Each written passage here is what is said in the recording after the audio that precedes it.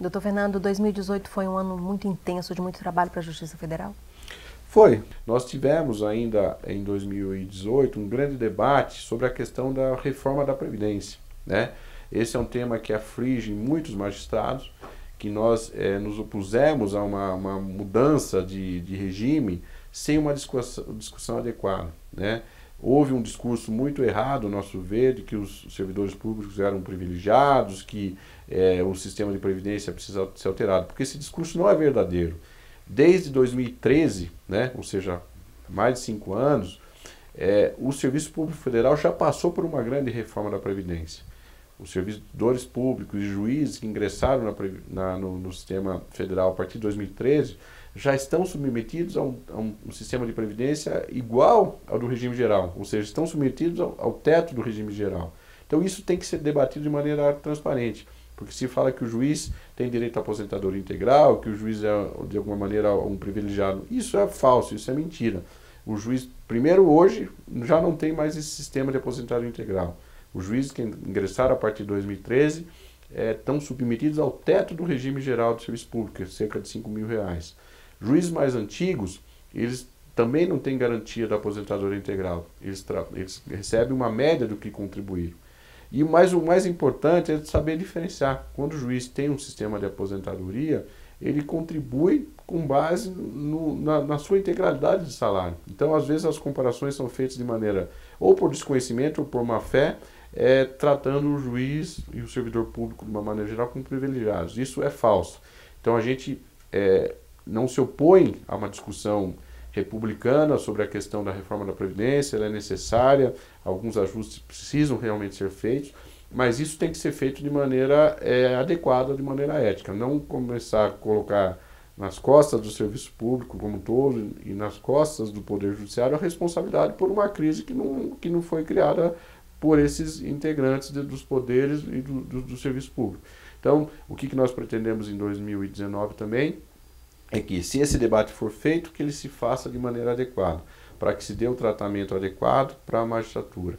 Hoje se cobra muito, se faz muito essa comparação, por exemplo, com outros modelos de justiça. Um juiz federal brasileiro ganha X, um juiz americano ganha Y, né? Só que não se discute os modelos. Lá nós temos um modelo também de aposentadoria integral, né? Então o juiz federal americano hoje ele tem uma remuneração maior que o juiz brasileiro e tem um sistema de garantia de aposentadoria que nós deixamos de ter. Então, para nós esse debate ele não nos preocupa. Mas a condição que a gente coloca como necessária é que ele se faça de maneira transparente. Não se pode trazer um discurso que não é verdadeiro como maneira de se mudar uma situação que ela já foi alterada ao longo do tempo. Então, vamos debater, também eu acho que com muita intensidade, o sistema previdenciário brasileiro a partir de 2019 e, particularmente, como é que vai ficar o regime previdenciário da magistratura. Além da questão da reforma da Previdência, quais são as expectativas para 2019? Nós temos uma pauta muito intensa, né, não só do ponto de vista da remuneração, mas da própria estruturação do Poder Judiciário, né, do Judiciário Federal. Nós temos aí o problema dos novos tribunais, né, que foram criados pela emenda 73 e que, de alguma maneira, ainda está paralisado no Supremo Tribunal Federal. Então, nós pensamos e defendemos que esse debate seja feito de maneira adequada também. A Justiça Federal de segundo grau, ela está sufocada, porque ela cresceu muito na sua base, como eu disse. Nós éramos poucos juízes, 300, 400 juízes no início dos anos 80, começo dos anos 90, e hoje somos quase 2.000 juízes. Só que o segundo grau praticamente não se alterou desde 88 para agora. Foram poucos os cargos de tribunais que foram criados. Então, o número da base aumentou geometricamente, enquanto o número dos tribunais se manteve estável. Então isso provoca um problema de gargalo, evidente. As causas são julgadas no primeiro grau e quando chegam no tribunal elas ficam paralisadas exatamente porque não se tem uma estrutura adequada. Então o que nós defendemos?